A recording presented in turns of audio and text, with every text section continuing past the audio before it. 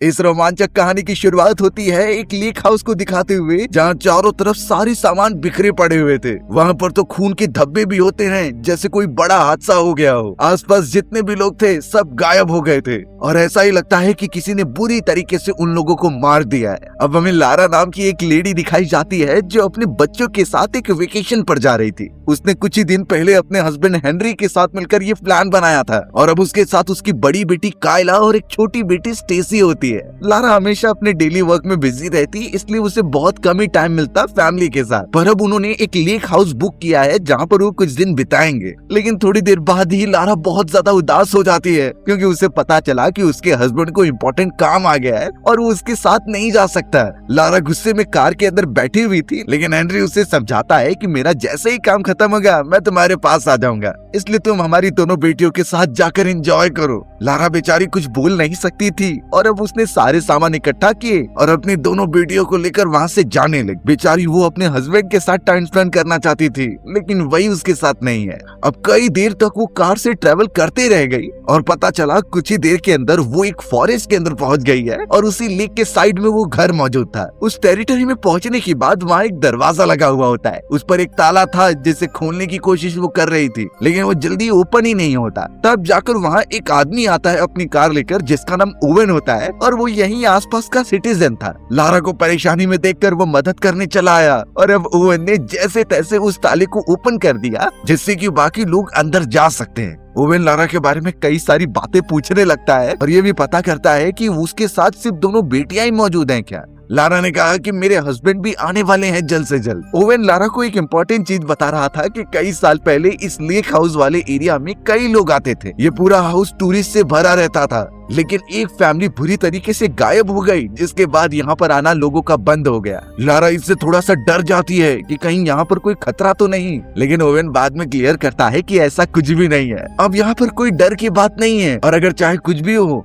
तो वो उसे कांटेक्ट कर सकती है, उसका घर साइड में ही है। लारा को इससे थोड़ा सा अच्छा लगता है, इसीलिए बिना देरी किए वो अपनी दोनों बेटियों को लेकर उस घर के अंदर चली गई। कैली और स्टेसी तो उस जगह को काफी ज्यादा एक्सप्लोर कर रहे थे। वो पानी वाले एरिया में भी जाते हैं और पूरा घर घूमते हैं। लारा जब अपने कुछ सामान निकाल रही थी तभी उसके हस्बैंड का कॉल आता है। हेनरी ने बताया कि उसका काम हो चुका है और अब वो तैयारी कर रहा है वापस आने का। हेनरी तो एक गिफ्ट शॉप में होता है जो अपनी वाइफ और बच्चियों के लिए गिफ्ट्स ले रहा था। वो उन्हें सरप्राइज करके बहुत ज्यादा खुश करना चाहता था। ये सारी बात सुनने के बाद लारा बहुत खुश हो जाती है। उसे सच में अपना हस्बैंड चाहिए था इस वेकेशन में। अब कायला और स्टेसी जब उस जगह पर खेल रहे थे तो अचानक उनकी नजर एक लाल धागे की तरफ जाती है। ये देखकर वो काफी ज्यादा कॉन्शियसनेस हो गए और अब तुरंत ही उस लाल धागे का पीछा करते हुए फॉरेस्ट में जाने लगे। वो पूरा इलाका बहुत ज्यादा सुनसान था, पर बेचारी वो दोनों बच्चियां इस बारे में क्या जानती थी। तुरंत ही वो गार्डन वाले एरिया से फॉरेस्ट में चले जाती हैं। लारा जब बात करते हुए अपनी दोनों बेटियों को देख रही थी तो वो वहाँ पर होते ही नहीं। इस बात से वो काफी चिंतित हो जाती है क्योंकि वहाँ जंगली जानवर भी हो सकते हैं। वो तुरंत ही जब अपने बेटियों को देखने जाने लगी तभी कुछ आवाज आती है, वो भी पीछे वाले रास्ते से। जब वो दरवाजा ओपन करती है तो लिटरली वहाँ उसकी दोनों बेटियां मौजूद थी। वो खेल कूद कर वापस आ गई होती है। लारा ये देखकर एकदम टेंशन फ्री हो जाती है और अपनी दोनों बेटियों को अंदर ले लेती है। उसने सारे खिड़की दरवाजे भी बंद कर दिए थे,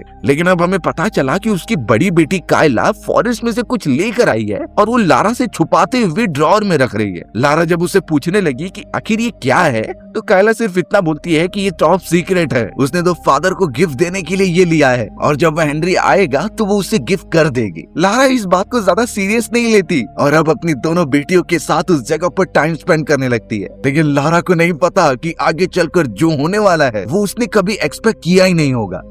अब देखते ही देखते उस जगह पर रात हो जाती है तो लारा अपनी दोनों बेटियों को कहानी सुना रही थी। पता चला कि उसकी छोटी बेटी स्टेसी की तबीयत खराब हो रही है और उसे कुछ अच्छा नहीं लग रहा था। तो अब लारा ने जल्द से जल्द अपनी दोनों बेटियों को वहाँ पर सुला दिया। पर अचानक लारा को कुछ अजीब लग रहा था कि आसपास कोई तो है जो उनके ऊपर लगातार नजर रख रहा है। तुरंत ही हेनरी का कॉल आता है और लारा उसे पिक करने के लिए चली जाती है। हेनरी कह रहा था कि तुम कॉल पिक क्यों नहीं कर रहे हो, क्योंकि वो रास्ता बीच में भटक गया था और जल्द से जल्द उस लेक हाउस की तरफ बढ़ रहा है। लारा इस बात से थोड़ा खुश हो गई और उससे माफी भी मांगती है क्योंकि वो बच्चे को सुलाने गई थी। अब अब हेनरी से लगातार बातें करते दौरान जब लारा बाहर की तरफ आती है तो कॉल डिक्लाइन होने के बाद जैसे ही वो पेड़ों की तरफ देखती है तो ऐसा लग रहा था कि पेड़ को कोई गिरा रहा है, यानी वहाँ कोई मौजूद था जो लगातार उसकी तरफ देख रहा होता है। एक मोमेंट पर तो लारा काफी ज्यादा डर गई, लेकिन फिर वो सोचती है कि ये मेरा वहम हो सकता है। ये पूरी जगह खुले एरिया में आती है तो यहाँ कई जानवर भी हो सकते हैं। इस वजह से लारा सारी चीजें छोड़कर घर के अंदर चली गई।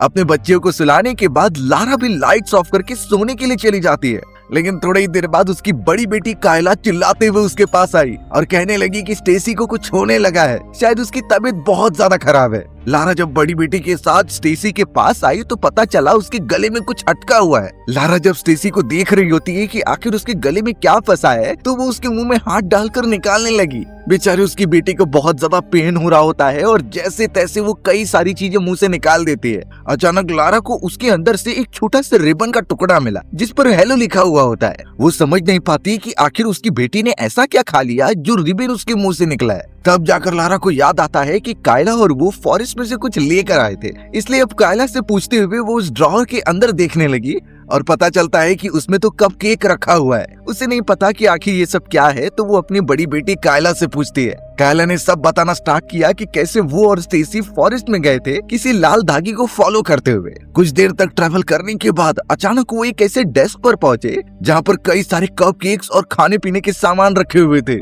वहाँ पहुंचने के बाद स्टेसी को बहुत भूख लग रही थी तो उसने एक कपकेक खा लिया। वहीं कायला ने वो कपकेक रख लिया होता है अपने फादर को देने के लिए। लारा इस बात से थोड़ा कॉन्शियस हो जाती है क्योंकि ये सब बहुत डरावना लग रहा था। अब वो जब ड्रॉअर में रखे गए कपकेक को ओपन करती है तो उसके अंदर एक और रिबन होती है जिस पर गुड बाय लिखा हुआ था। यानी इससे वो इतना समझ गई कि उनके आसपास कोई तो मौजूद है जो बड़ी अनजान तरीके से उन पर नजर रख रहा है। ये सब किसी जानवर का काम तो नहीं हो सकता। लारा सच में बहुत ज्यादा टेंशन में आ गई थी अपनी बेटियों के लिए और अब तक तो उसके हस्बैंड भी नहीं आए होते, इसलिए उसने डिसाइड किया कि वो पुलिस ऑफिसर्स को कॉल करेगी यहाँ के बारे में बताने के लिए। लेकिन एक ही प्रॉब्लम होती है कि यहाँ नेटवर्क इश्यूज बहुत सारे थे। फिर भी लारा टेलीफोन उठाकर लगातार पुलिस ऑफिसर से कांटेक्ट कर रही थी। लारा इन सारी चीजों में बिजी ही थी, तभी अचानक ऊपर से किसी के चलने की आवाज आती है। ऐसा लग रहा था कि ऊपर कोई तो मौजूद है जो कि उनके दरवाजे की तरफ बढ़ रहा था। लारा थोड़ा सा डर गई और अपनी बेटियों को साइड में रहने के लिए कहती है। उसे ऐसा लग रहा था कि ये कोई चोर है और यहाँ चोरी करने आया है और वो अपने हस्बैंड को कॉल नहीं कर सकती क्योंकि उसका सेल फोन कार के अंदर ही मौजूद था।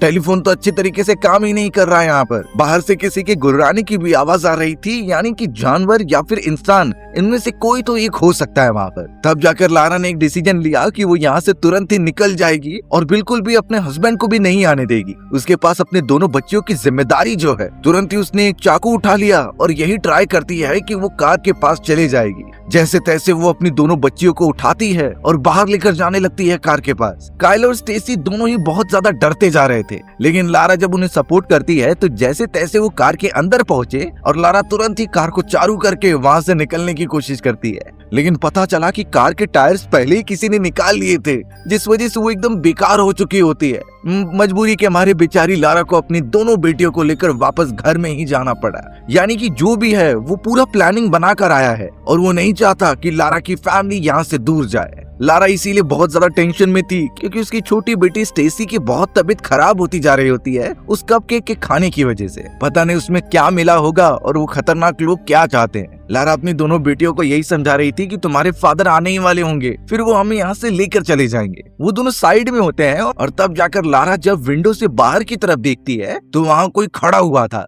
उसने हुडी पहनी हुई होती है और वो लारा को हाथ दिखा रहा होता है। उसके बाद तो सिर्फ उस क्रीपी आदमी की हंसी सुनाई दे रही थी, यानी उसे मजा आ रहा है लारा और उसकी फैमिली को इस जगह पर कैद करने के बाद। पता नहीं बेचारी लारा क्या करेगी अपने फैमिली को बचाने के लिए। उसे तो ये किसी ब्लैक मैजिक जैसा भी लग रहा था, लेकिन जब तक सब कुछ सामने नहीं आ जाता वो किसी चीज पर भी भरोसा नहीं करेगी।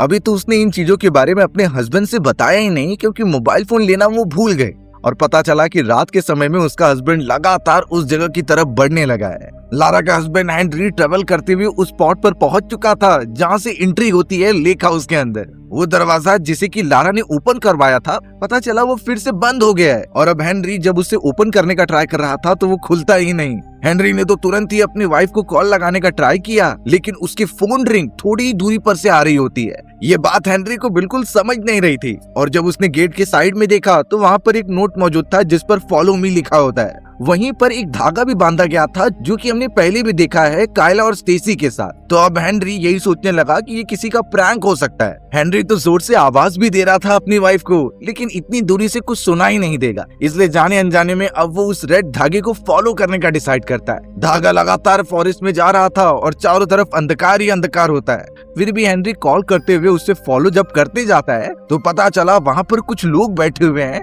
जो कि एक टेबल पर कुछ खा पी रहे थे। एक्चुअल में ये वही स्पॉट होता है जहाँ पर कायला और स्टेसी दिन के समय पर कप केक लेने गए थे और वहीं का एक कप केक खाने के बाद स्टेसी की तबीयत खराब हो गई। हेनरी थोड़ा और जब पास जाता है तो पता चला वहाँ पर रियल लोग नहीं है, बल्कि वो सब तो मैनिक्विन्स थे। उन्हें बहुत बुरी तरीके से वहाँ पर बांधा गया था, जैसे कि उन पर भी अत्याचार किया जा रहा हो। अब इन सारी चीजों के बाद खतरनाक मोमेंट वो था क्योंकि उसी पेड़ के साइड में एक मास्क मैन होता है जिसके हाथ में कुल्हाड़ी थी और वो लगातार हेनरी की तरफ बढ़ता चला जा रहा था। ऐसा लगता है उसने हेनरी को फंसाने के लिए ये पूरा प्लान बनाया था। एक्चुअल में उस मास्क मैन ने लारा के मोबाइल को लेकर वहीं पर रख दिया होता है, जिस पर कॉल करने के बाद हेनरी यहाँ खिंचा चला आया और अब लगता है कि वो मास्क मैन हेनरी को छोड़ेगा नहीं। अब दूसरी तरफ लारा जब घर में अपनी बेटियों के साथ होती है तो ऐसा लग रहा था छत के ऊपर कोई चल रहा है। वहाँ पर 2 लोगों की चलने की आवाजें आ रही थी। इन चीजों से लारा काफी ज्यादा डर गई और अपनी बेटियों को एक जगह पर छुपा देती है। लेकिन थोड़ी देर बाद उसके हस्बैंड की आवाज आ रही थी कि मैं घर पर आ गया हूँ। लारा बहुत खुश हो जाती है, और फिर भी इन चीजों के बाद उसके मन में डर बैठा हुआ था। वो एकदम घबराते हुए जब दरवाजा ओपन कर रही थी तो सामने तो कोई नहीं होता। वहाँ पर तो एक रिकॉर्डर रखा हुआ होता है जिसमें उसके हस्बैंड की आवाज थी और वहीं से उसके घर आने की आवाजें निकल रही होती है। लारा को समझता नहीं कि आखिर ये कैसा प्रैंक है। एक्चुअल में उस मास्क मैन के इलाके में जब हेनरी गया तो उसी ने रिकॉर्ड कर ली होगी और अब उसे प्ले करके वो लारा को बाहर निकालना चाहता है। जैसे ही लारा थोड़ा कदम बढ़ाती है तभी ऊपर से किसी की बॉडी गिरी। ये देखकर वो एकदम से दंग रह गई क्योंकि ये उसके हस्बैंड हेनरी की बॉडी होती है और मास्क मैन ने उसे बहुत बुरी तरीके से मार दिया है। लारा तो एकदम से परेशान होकर काफी पैनिक होने लगी और उसे समझता नहीं कि ये इतना बड़ा गुनाह कैसे हो गया। वो जल्द से जल्द दरवाजा बंद करके अंदर भागती है अपने दोनों बच्चों के पास। यानी अब ये बातें कंफर्म हो चुकी हैं कि उसका हस्बैंड मर गया है और कोई अनजान शख्स है जो ये सारी चीजें कर रहा है। अगर उसे अपनी बेटियों को बचाना है तो यहाँ से निकलना होगा। कायला और स्टेसी तो और भी ज्यादा डर रहे थे, जिस पर लारा उन्हें कन्फ्रंट करने की कोशिश जैसे ही करती है तभी बाहर से किसी ने एक मैनिक्विन अंदर की तरफ फेंक दिया। मिरर पूरी तरीके से टूट जाता है और वो सब एकदम घबरा गए थे। लारा बुरी तरीके से फंस गई थी क्योंकि अगर वो बाहर निकलने की कोशिश करेगी तो वहाँ जो भी अनजान व्यक्ति है, जिस तरीके से उसने हस्बैंड को मारा वैसे ही वो हमें भी मार देगा। यानी वो अपनी छोटी बच्चियों के साथ उसी घर के अंदर कैद है और पता नहीं उनकी जान कैसे बचाएगी। लारा बार बार यही सोच रही थी कि क्या सॉल्यूशन हो सकता है यहाँ से निकलने का। तभी उसे आइडिया आया कि जब उसके हस्बैंड यहाँ पहुँचे थे तो जरूर वो कार से आए होंगे और वो कार एकदम अच्छी कंडीशन में होगी, तो जरा सी हिम्मत करके अगर वो अपनी बेटियों को लेकर वहाँ पहुँच गई तो हो सकता है कि वो यहाँ से निकल जाए। इसलिए लारा हिम्मत दिखाती है और अपनी बेटियों को क्लोजेट के अंदर बंद कर देती है। ये इसलिए क्योंकि अगर वो किलर अंदर भी आ गया तो भी उसकी बेटियों को ढूंढ नहीं पाएगा। उसने कुछ सामान अपने साथ रख लिए ताकि वो अपनी प्रोटेक्शन कर सके। लारा को पता था कि गाड़ी चलाने के लिए चाबी चाहिए और चाबी उसके हस्बैंड की जेब में होगी, पर वो अपने हस्बैंड की बॉडी को देख नहीं पा रही होती है, इतना उसे डर लग रहा था। पर अब सिर्फ वो अपनी बेटियों के बारे में सोच रही थी, इसीलिए जैसे तैसे बाहर निकली और उसकी जेब से वो कार की चाबी ले लेती है। तुरंत ही वो अपनी बेटियों के पास आई और कहने लगी कि अब हम यहाँ से निकल जाएंगे, हमें कोई भी खतरा नहीं होगा और तुम सब सुरक्षित हो। लेकिन बेचारों के साथ काश ऐसा हो पाता। वो जो भी मास्कमैन था इतनी आसानी से तो वो छोड़ने नहीं वाला। लारा प्लान बनाई रही थी कि वो चाबी लेकर कैसे कार के पास जाएगी। तभी उसे बाहर से कुछ आवाज आती है। जैसे वो खिड़की से दूसरी तरफ देख रही थी तो वहाँ वही ओवेन नाम का आदमी था जिसने शुरुआत में लारा की मदद की थी। उसे भी कुछ अनजानी आवाज यहाँ से सुनाई दी है तो वो देखने चला आया। अब लारा उसे इशारा कर रही थी पर ओवेन का ध्यान वहाँ पर जाता ही नहीं और जैसे ही वो घर के पास पहुँचा तो पता चला वही मास्कमैन कुल्हाड़ी लेकर ओवेन पर हमला कर देता है। उसने तो जरा भी नहीं सोचा ओवेन की जान लेने से पहले। यानी ओवेन जो शायद एक आखिरी उम्मीद थी वो भी खत्म हो चुका है। लारा के सामने ये सब होता रहा और वो एकदम दंग रह गई ये सोचकर कि मास्कमैन तो आदमियों को भी नहीं छोड़ रहा है, मैं तो एक लेडी हूँ। आखिर वो अपनी दोनों बेटियों को ऐसे दरिंदे से कैसे बचाएगी। वो मास्कमैन तो लारा को ही देख रहा था। यानी नेक्स्ट नंबर उन लोगों का ही है। पहले उसकी बेटियां इतना घबरा रही थीं और अब लारा इतनी सारी खतरनाक चीजें देखने के बाद वो भी डर जाती है। कार की चाबी तो थी लेकिन वहाँ पहुँचना बहुत मुश्किल था। अब जैसे तैसे वो जब अपनी बेटियों के साथ थी तो उसे एक ड्राइंग बुक दिखाई दी। उसमें अच्छी तरीके से देखने के बाद वो समझ पा रही थी कि इसके अंदर जो चीजें ड्रॉ की गई हैं ये शायद उस मास्कमैन की हैं। वहाँ पर लिटरली वो लाल धागा भी बनाया गया था जो फॉरेस्ट में जाता है, और वो सारे पुतले जिन्हें लटकाया गया था। उसमें अच्छे तरीके से नोटिस करने के बाद लारा समझ जाती है कि यहाँ जो भी आता है वो खतरनाक किलर सभी को मार देता था, और अब लारा और उसकी 2 बेटियां ही बची हैं। इसलिए अब उसने सोच लिया कि चाहे कुछ भी हो जाए वो कार के पास पहुंच कर रहेगी। लारा ने चाबी उठाया और अपनी बेटियों को साथ में चलने के लिए बोलकर दरवाजे पर गई। ये पता चला कि अचानक दरवाजा तोड़कर वही मास्क मैन आ चुका है और उसने लारा को पकड़ लिया है। लारा की दोनों लड़कियां बहुत ज्यादा चिल्लाने लगी थी और लारा भी बेचारी अपनी प्रोटेक्शन नहीं कर पाती। वो मास्क मैन सीधा लारा को पकड़कर अपने साथ लेकर चला गया। कायला और स्टेसी इतना ज्यादा घबरा जाती हैं कि वो अपने मॉम को पुकार रही थी, लेकिन वहाँ से कोई रिप्लाई नहीं आता। बेचारियों को अभी तक ये भी नहीं पता कि उन दोनों के डैड अब इस दुनिया में नहीं रहे। कायला और स्टेसी को अभी तक अंदाजा नहीं था कि ये किस तरीके का किलर है जो किसी को भी मारने से पहले सोचता नहीं है। दोनों अब एक दूसरे को पकड़कर खड़े ही हुए थे, तभी अचानक उन्हें एक म्यूजिक सुनाई देता है। ये वही म्यूजिक था जो उसके फादर हमेशा गाया करते, और अब कायला और स्टेसी को लगा कि उनके फादर आ चुके हैं, इसलिए वो दरवाजे से बाहर निकलकर अपने फादर को भी आवाज देते हैं। थोड़ी देर तक ट्रेवल करने के बाद पता चला कि वहाँ पर उनकी कार मौजूद है जो धीरे धीरे हिल रही थी। तुरंत ही कायला और स्टेसी उस जगह पर चले जाते हैं और कार के पीछे वाले हिस्से को खोलते हैं, क्योंकि आवाज उस जगह से ही आ रही थी। जैसे उसे ओपन किया गया तो वो देख पाते हैं कि लारा को बुरी तरीके से बांध दिया गया था और उसे कई जगह पर चोट भी लगी होती है। उसके मुंह को पैक किया गया था और बॉडी के चारों तरफ वही लाल धागे होते हैं जिसे कायला और स्टेसी ने फॉरेस्ट में देखा था। इस बात से इतना तो क्लियर हो जाता है कि खतरनाक किलर ने लारा को बंद किया था ताकि वो उसके साथ गंदा काम करके फिर बाद में उसे मार दे। लारा तो अपने बेटियों को यहाँ से भागने के लिए कह रही थी, क्योंकि उसी जगह पर अब किलर आ चुका था। पीछे जैसे ही वो मास्कमैन पहुँचता है तो कायला और स्टेसी उससे बच जाती हैं और वापस घर के अंदर जाकर एक बेड के नीचे छुप जाती हैं। उन्हें पता था कि वो खतरनाक मास्कमैन आएगा जरूर, और होता भी ऐसा ही है। वो जैसे ही कमरे में घुसा तो वो दोनों तो बेड के अंदर छुपी हुई थी, और अब मास्कमैन जब चारों तरफ ढूंढता है तो उसे कुछ मिलता नहीं। वो बेड के पास ही खड़ी रहता है और फिर बाद में उस पर बैठ जाता है। अब थोड़ी देर तक तो एकदम शांति थी, लेकिन बाद में वो मास्कमैन कहने लगा कि मेरा नाम जॉन है और कई साल पहले मेरे पेरेंट्स मुझे यहाँ पर लेकर आए थे, लेकिन वो मुझे छोड़कर चले गए, जिसके बाद मैं अकेला पड़ गया। मेरे साथ भी कई लोगों ने बहुत बुरे काम किए हैं, इसीलिए अब मैं ऐसा बन गया हूँ, और कोई भी यहाँ पर आता है तो मैं उसके साथ एक मौत का खेल खेलता हूँ। अब ये सारी बातें वो छोटी बच्चियों को समझा रहा था जिनके अंदर अभी ये अंडरस्टैंड करने की एबिलिटी नहीं होती। ऐसा लग रहा था कि वो मास्कमैन बच्चियों पर हमला नहीं करता, लेकिन तभी वो गुस्से में बेड को उठाकर फेंक देता है। कायला और स्टेसी जोर जोर से चिल्लाने लगी, जिस पर मास्कमैन ने उन्हें बेहोश कर दिया बेहोशी की दवा का यूज करके। पता नहीं उसे इन छोटी बच्चियों को टॉर्चर करने और चोट पहुंचाने में क्या मजा आ रहा है। पर अगर ऐसी सिचुएशन में हम फंस जाएं जहां पर अटैकर हमें क्लोरोफॉर्म या फिर बेहोशी की दवा सुंघा रहा है, और अगर एक बार आप बेहोश हो गए तो वो आपके साथ कुछ भी कर सकता है, तो आखिर ऐसी बेहोशी वाली दवा के अटैक से बचेंगे कैसे? हमें कोई तो घरेलू नुस्खा पता होना चाहिए जिससे हम आसानी से इस अटैक से बच जाएं। अब इस हमले से बचने के लिए सबसे पहले तो क्लोरोफॉर्म जो गैस होती है और जो लिक्विड अटैकर्स यूजुअली यूज करते हैं हमें बेहोश करने के लिए, उसे हमें अपनी बॉडी में लेने से रोकना होगा। ये भी एक पॉइंट है कि हम पर कब अटैक होने वाला है हमें तो पता ही नहीं है, और उसके बाद हम रिएक्ट कैसे करेंगे। तो अगर आपने क्लोरोफॉर्म थोड़ी बॉडी में ले लिए है तो इसके बाद यही ट्राई कीजिए अपनी सांस रोकने का